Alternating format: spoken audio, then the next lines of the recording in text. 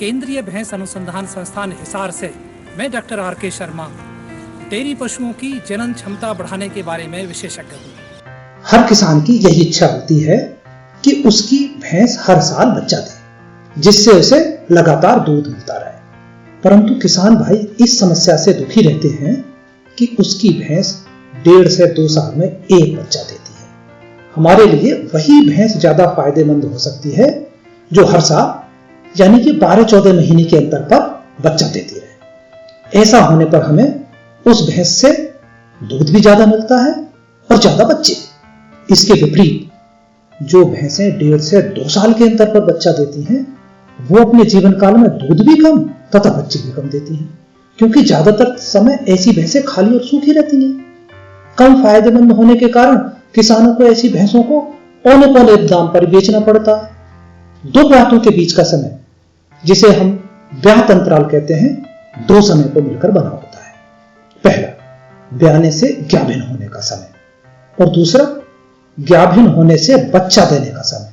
इसको हम गर्भकाल भी कहते हैं। भैंस में यह लगभग 300 दिन का होता है।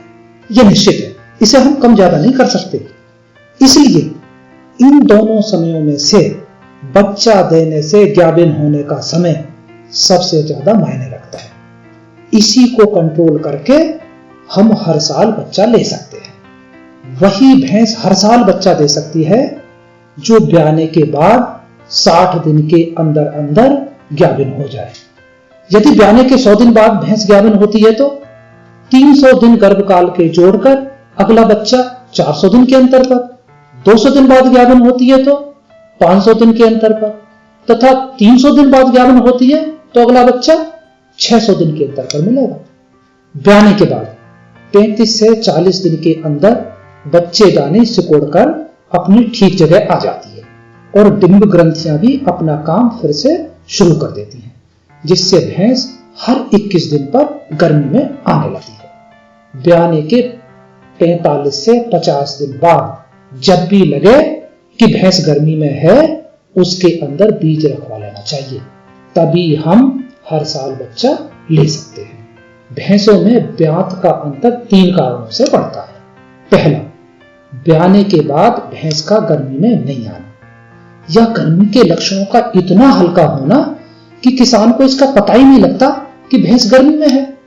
इसे गूंगा आना या चुप गाभिन होना भी कहते हैं। दूसरा, गाभिन कराने पर भैंस का न रुकना और बार बार फिरना। और तीसरा, बच्चा फंसने या रुकने के कारण बच्चेदानी में मवाद पड़ना। यदि दुधारू भैंस की पहले 3 महीने में अच्छी चराई की जाए, दूध उत्पादन के हिसाब से संतुलित दाना दिया जाए, 2 किलो दूध पर 1 किलो दाना, खनिज लवण मिश्रण नियमित रूप से खिलाया जाए, कम से कम 70 ग्राम रोजाना, भैंस को आरामदायक जगह पर बांधा जाए और गर्मी में नदी या तालाब में नहाने का इंतजाम कर लिया जाए, तो ज्यादातर भैंसें 60 दिन के अंदर गर्मी में आकर गाभिन हो जाती हैं। यही तो हम चाहते हैं। हाँ, यदि कोई भैंस ब्याने के 90 दिन बाद तक भी गर्मी में नहीं आती है तो डॉक्टर से जांच जरूर करा लें, इलाज करा लें, क्योंकि 1 दिन भी ब्यात का अंतर बढ़ने पर पशु का खर्चा लगभग 100 रुपए आता है।